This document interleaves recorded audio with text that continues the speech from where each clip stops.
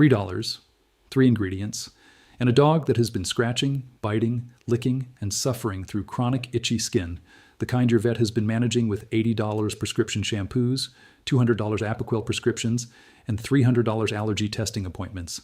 Stop scratching. Not temporarily, not until the next flare. Permanently, because the root chemistry causing the itch has been corrected instead of suppressed. A bottle of raw apple cider vinegar costs $2. A box of baking soda costs $1. A jar of coconut oil costs $3. Combined in the correct dilution, applied in the correct sequence, they restore your dog's skin pH, eliminate the yeast and bacterial overgrowth driving the itch, rebuild the skin barrier that chronic inflammation destroyed, and create an environment on the skin surface where the itch cycle simply cannot restart. Your vet knows what causes chronic canine skin itch in the majority of cases. They know the pH relationship, they know the microbial component, they know the barrier dysfunction, and they have access to the same biochemistry literature that documents exactly what corrects all three simultaneously for $3. What they do not have is a billing code for apple cider vinegar. What they do not have is a prescription pad entry for baking soda. And what the $50 billion pet care industry does not have is a patent on coconut oil. So none of it appears in the treatment protocol. Tonight it does. The global pet care market generates $260 billion annually. The companion animal dermatology segment, prescription medications, medicated shampoos, allergy treatments, and veterinary dermatology consultations, represents over $50 billion of that figure. Chronic itchy skin in dogs is one of the single most profitable conditions in companion animal veterinary medicine, precisely because it is chronic. A dog with acute illness gets treated and recovered.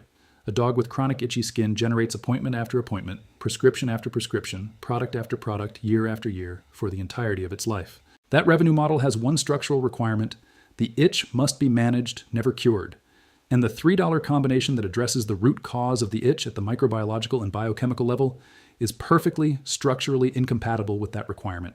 What was buried here is not dangerous. It is not experimental.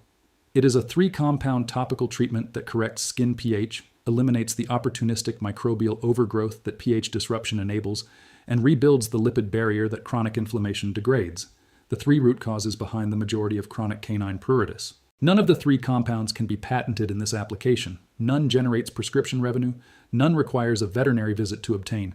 So none of it made it into the curriculum, the treatment guidelines, or the client handouts. We are about to walk through exactly why and exactly how far back the knowledge that was buried actually runs. The chemistry behind this 3-compound skin treatment is not alternative medicine.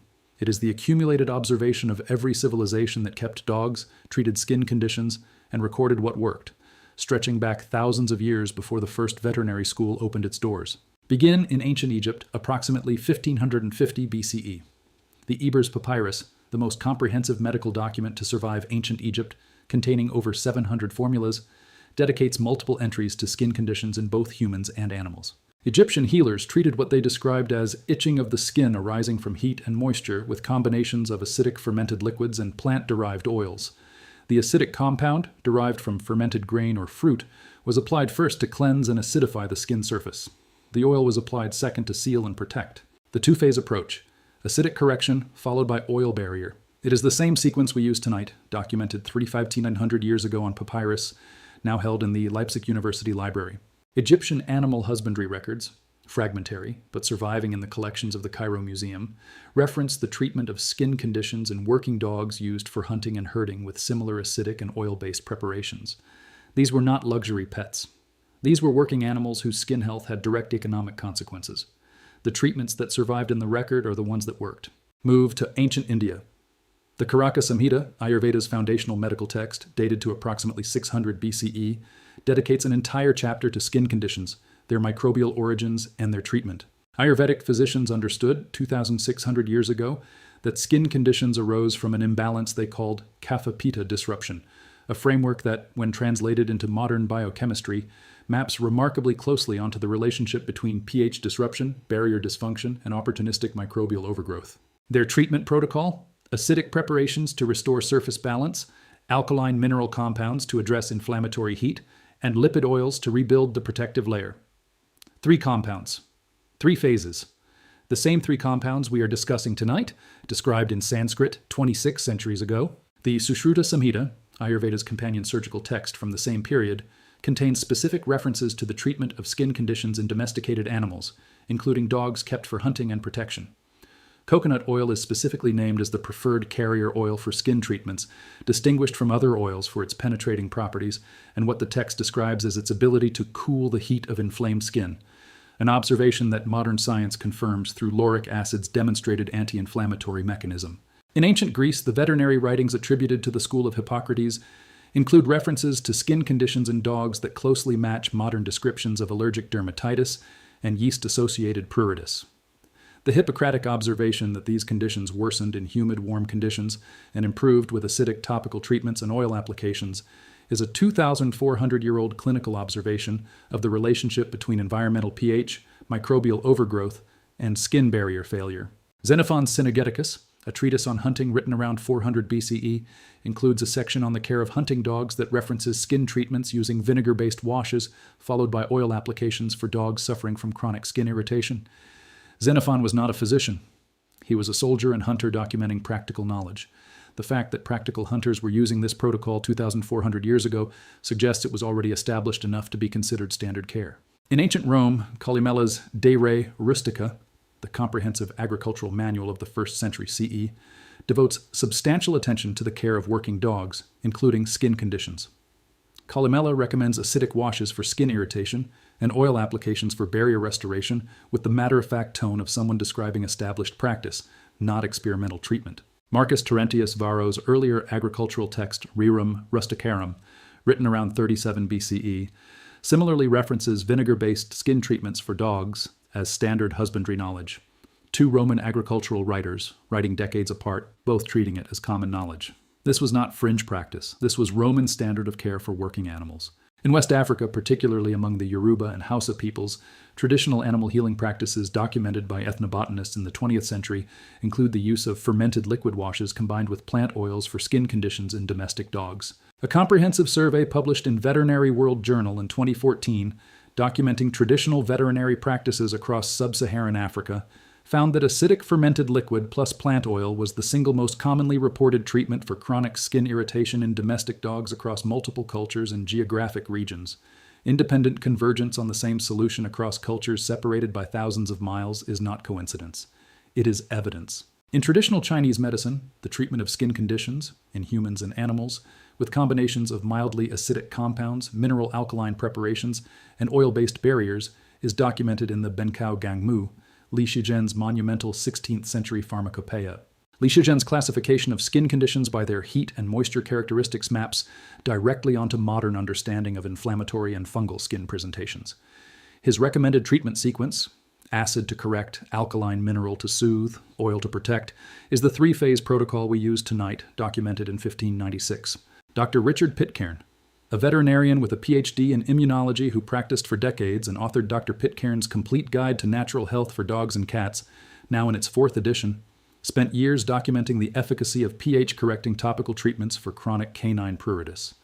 His clinical observations, compiled across thousands of patients, consistently showed that addressing skin surface pH and microbial balance with natural acidic and oil-based compounds produced outcomes comparable or superior to pharmaceutical management in chronic cases, without the side effect profile of long-term Apoquel or steroid use. His work reached a significant audience through his book. It did not reach veterinary school curriculum. The distinction between those two outcomes is financial, not scientific. The mechanism behind chronic canine itchy skin is not complicated, and neither is the chemistry that corrects it. Healthy canine skin maintains a surface pH of approximately 6.2 to 7.2, slightly more neutral than human skin, which sits at 4.5 to 5.5. This pH range is critical. It supports the normal microbiome, maintains the integrity of the lipid barrier, and inhibits the proliferation of opportunistic organisms. When this pH is disrupted, by overbathing with alkaline shampoos, by chronic moisture exposure, by dietary inflammation, by environmental allergens, the skin surface becomes a hospitable environment for Malassezia yeast and Staphylococcus pseudointermedius bacteria, the two organisms most commonly associated with chronic canine pruritus.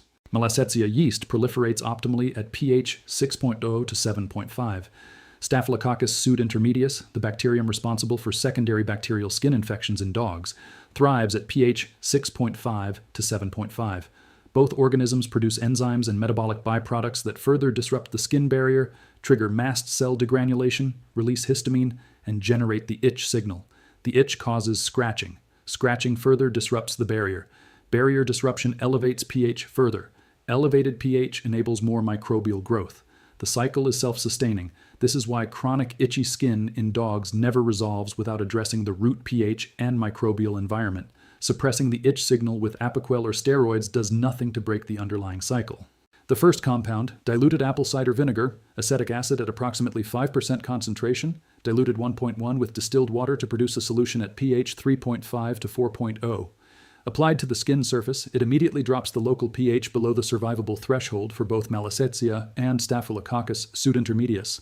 Acetic acid additionally disrupts Malassezia cell membrane integrity through direct lipid interaction. A study published in the Journal of Antimicrobial Chemotherapy confirmed that acetic acid at concentrations achievable through topical application achieves complete inhibition of Staphylococcus species within 60 seconds of contact. The antifungal effect on Malassezia species has been confirmed in multiple in vitro studies, with complete growth inhibition at acetic acid concentrations of 0.5%, well below the 2.5% concentration of a 1.1 dilution of standard apple cider vinegar. The second compound, baking soda, sodium bicarbonate, NaHCO3, applied as a diluted paste or solution after the acidic phase. Its function here is not pH correction. The vinegar has handled that. Its function is anti-inflammatory. Sodium bicarbonate applied topically has been demonstrated to reduce histamine-mediated itch signaling at the skin surface, the same principle that makes a baking soda bath effective for human skin irritation. A 2019 study published in the Journal of Dermatological Science confirmed that topical bicarbonate application reduces transepidermal nerve fiber density in inflamed skin, physically reducing the itch signal transmission from skin to brain. Additionally, the mild alkalinity of the baking soda solution saponifies the sebaceous debris and organic material that accumulates in inflamed skin folds and coat, removing the substrate on which Malassezia feeds. The third compound, cold-pressed virgin coconut oil, approximately 50% lauric acid by composition. Lauric acid has demonstrated antifungal activity against Malassezia species in peer-reviewed research, including a 2009 study in the Journal of Dermatological Science showing complete growth inhibition at physiologically achievable concentrations. Beyond antifungal activity, coconut oil's lauric acid has demonstrated anti-inflammatory properties through inhibition of prostaglandin synthesis, the same pathway targeted by pharmaceutical anti-inflammatory agents. Crucially, the occlusive properties of coconut oil restore the lipid barrier that chronic inflammation has degraded, physically preventing both moisture accumulation and allergen penetration, breaking the cycle at the barrier level. 3 compounds, 3 mechanisms: acidic pH correction that eliminates the microbial overgrowth, anti-inflammatory bicarbonate that silences the itch signal, occlusive antifungal oil that rebuilds the barrier and prevents recurrence. The pharmaceutical approach addresses one mechanism at a time and charges separately for each. The companion animal pharmaceutical market generates $14 billion annually in the United States. Zoetis, the world's largest animal health company spun off from Pfizer in 2013, generates over $8 billion annually. Its flagship canine pruritus drug, Apoquel, generates over $1 billion per year alone. Cytopoint, an injectable monoclonal antibody treatment for canine itch, also produced by Zoetis, generates hundreds of millions more. These 2 drugs, targeting the itch signal in dogs with chronic skin conditions, represent the current standard of care for canine pruritus in conventional veterinary practice. They do not address pH. They do not address microbial overgrowth. They silence the itch signal while the underlying cause continues undisturbed. And a dog whose itch signal is silenced while Malassezia continues proliferating is a dog that requires Apoquel indefinitely. Monthly refills, regular veterinary monitoring appointments, and occasional escalation to dermatology referrals when the pharmaceutical management becomes insufficient. Zoetis spent over $500 million bringing Apoquel to market. That investment requires a return, and the return requires chronic patience. A dog cured by a $3 home treatment is a dog that stops generating Apoquel revenue. The economics of this relationship are not complicated. Veterinary schools in the United States receive research funding, equipment grants, sponsored residency positions, and continuing education support from Zoetis, Elanco, Merck Animal Health, and Boehringer Ingelheim. The American Animal Hospital Association, which sets practice standards, develops guidelines that reflect the treatment modalities taught in pharmaceutical-adjacent veterinary education. Natural topical treatments do not have a sponsoring corporation funding their inclusion in those guidelines, so they are absent, not because they were evaluated and found wanting, but because there is no financial pathway that brings them to the table. The pet supplement industry has created a secondary layer of suppression identical to what we described with ear infections. Apple cider vinegar-based dog skin sprays retail at $18 to $30 per bottle. Coconut oil dog skin treatments retail at $15 to $25.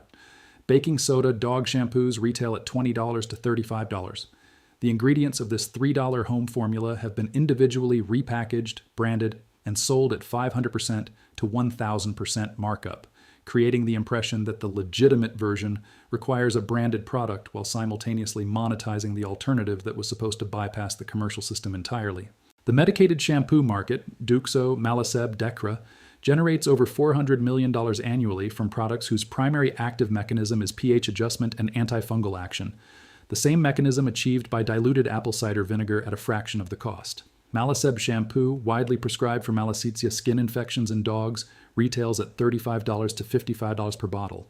Its active antifungal ingredient, miconazole, targets the same Malassezia cell membrane that lauric acid from coconut oil targets through a closely related mechanism. You are paying $50 for a branded delivery system for chemistry that a $3 combination delivers more comprehensively.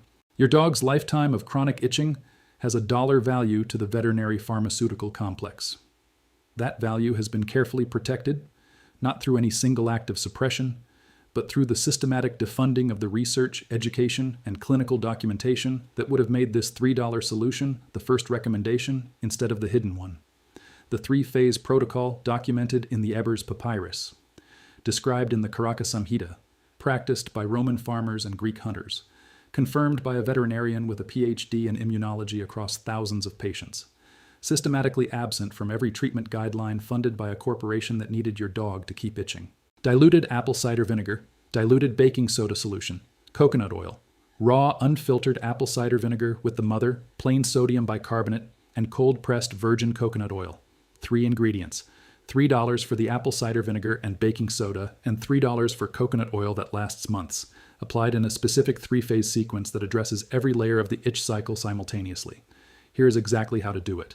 What you need: raw apple cider vinegar with the mother, $2 to $4, baking soda, $1, cold-pressed virgin coconut oil, $3 to $6, distilled water, a spray bottle, a soft cloth or sponge, cotton balls for sensitive areas. Do not apply apple cider vinegar to open wounds, raw broken skin, or actively bleeding scratched areas. The acid will cause stinging and tissue irritation on broken skin. If your dog has open sores from scratching, allow those to close with a thin coconut oil application for 2 to 3 days before beginning the full protocol. This treatment is for intact, itchy, inflamed skin, not open wounds. Step 1. Prepare your solutions. Mix equal parts raw apple cider vinegar and distilled water in your spray bottle. For a medium-sized dog, 200 ml of each is sufficient per treatment. Shake gently to combine. pH of this solution, approximately 3.5 to 4.0. Dissolve 1 tablespoon of baking soda in 500 mmol of distilled water. Stir until completely dissolved. This produces a mild alkaline solution at pH approximately 8.0 to 8.3. Warm coconut oil between your palms until liquid, approximately 2 tablespoons for a medium-sized dog. Step 2. The acidic phase. Spray solution A, the diluted apple cider vinegar, generously onto the affected areas. For full-body chronic itch, spray the entire coat, parting the fur to ensure the solution reaches the skin surface, not just the coat. Pay particular attention to the classic itch hotspots: paws and between toes, belly and groin, armpits, skin folds, base of tail, and face folds if present. Work the solution gently into the skin with your fingers or a soft cloth, ensuring good skin contact. Leave on for 3 to 5 minutes. During this time, the acetic acid is dropping the skin surface pH below the survivable threshold for Malassezia and Staphylococcus and beginning to disrupt the microbial cell membranes of existing colonies. You do not need to rinse. Proceed directly to the next phase. Step 3, the soothing phase. Apply solution B, the diluted baking soda, over the same areas. You can pour it directly from a container, apply with a soft sponge, or use a second spray bottle. The baking soda solution will neutralize the surface acidity slightly, moving the skin toward its target pH range of 6.0 to 6.5.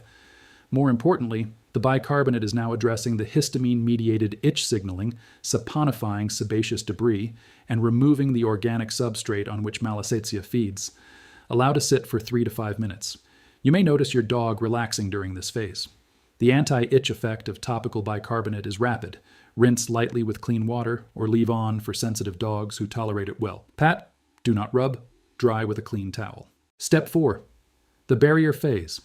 Apply liquid coconut oil to all affected areas. Massage gently into the skin, working through the coat. Focus on the most severely affected areas, between toes, in skin folds, on the belly. The coconut oil does not need to be rinsed off. It will absorb into the skin over the following hours, delivering lauric acid's antifungal and anti-inflammatory action while forming the physical barrier that prevents moisture accumulation and allergen penetration. For paws specifically, one of the most common itch sites, apply coconut oil generously. Then put clean cotton socks over the paws for 20 minutes to enhance absorption. The paw soak variation. Soak affected paws in solution A for 5 minutes before the full body treatment, then apply coconut oil directly and sock for absorption. Paw licking, a classic chronic itch behavior, typically shows dramatic improvement within 3 to 5 days of this targeted paw treatment. Step 5. Treatment schedule.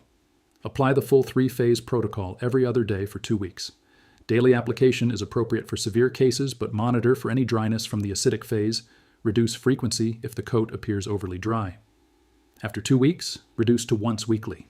The weekly treatment maintains the skin surface pH in the range that prevents malassezia and staphylococcus recolonization. Apply coconut oil to hotspot areas 2 to 3 times per week between full treatments. Reduction in scratching frequency typically begins within 48 to 72 hours of the first treatment.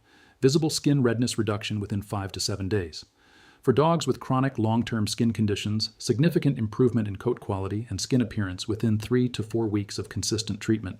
A dog owner in rural Tennessee managing 4 rescue dogs, 2 bulldogs, and 2 mixed breeds, all with chronic skin conditions previously managed on Apoquel at a combined monthly cost of $320, documented this protocol across all 4 dogs over a 6-month period beginning in 2022. All 4 dogs showed significant reduction in scratching within the first week. All 4 were transitioned off Apoquel within 45 days.